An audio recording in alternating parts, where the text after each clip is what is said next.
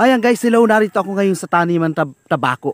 Alam niyo po ba guys na ilang araw lamang po ako nakakaparito, pero nagtaka po ako kasi nga po napakalalaki ng mga tabako rito guys. Hindi napakalalapad ng mga dahon, nakikita niyo po ito. Ayan, nung una ko kasi pumarito, nung hindi pa natatagalan, siguro mga 2 weeks o 2 weeks pa lang guys, napakaliliit pa nito, siguro sumisibol pa lang siya na para siyang style talong. Pero ngayon makikita mo na yung lapad ng dahon niya. Ayan oh. Lapad ng dahon niya guys. Hindi makikita nyo rito yung unti-unting parang mamumulaklak na siya oh.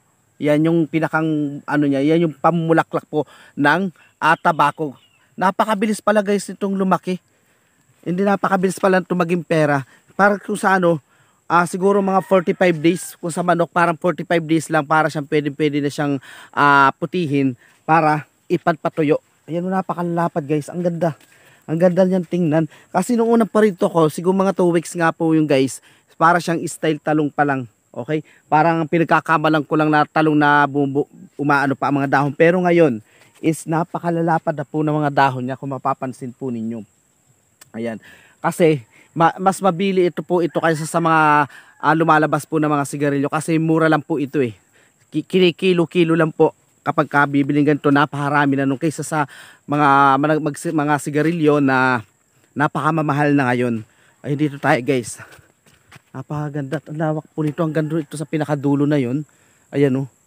And then dito pa sa kabila. Ayan.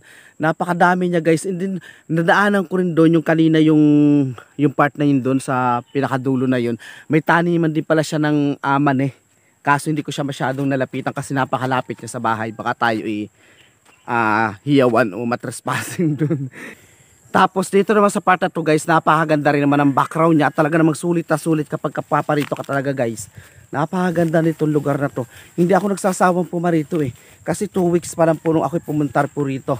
Hindi nyo nga nakita ko napakaliliit pa ng mga tabako. Kasi nga kapag humarap ka dito, ito ang makikita mo. Yan, itong ganda ng background na ating punak. Para tayong nasa paraiso eh. Para tayong nasa paraiso na napakaganda guys. Pwede kang magpinagulong-gulong. Ayan oh, napakadalang na po ng ganitong lugar sa panahon sa ngayon. Kasi puro bahayan tapos mga damo o gubat na po. Pero dito mapapansin po ninyo na napakaganda pa ng kanila pong background. Kaya sulit na sulit po yung pag-ahon po dito. Talaga hindi po ako nagsasawa na puntahan po itong ganitong mga log. Dito tayo sa part na to. Hindi bukod pa sa ron, yung mga niyog dito is hindi pa siya medyo matataas. Ayan o.